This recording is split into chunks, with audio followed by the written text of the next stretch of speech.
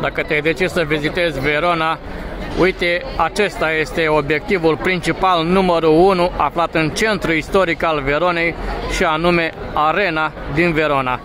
Un anfiteatru care este cumva frate cu Coloseum din Roma, dar la dimensiuni mai mici, făcut cu același scop și același rol de a oferi și a face spectacole organizate în timpul erei romanilor.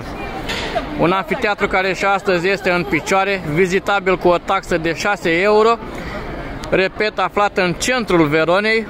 Nu ai cum să ratezi dacă ajungi în Verona, o zonă unde poți admira și alte obiective sau alte clădiri monumentale aflate aici, în Piața Bra.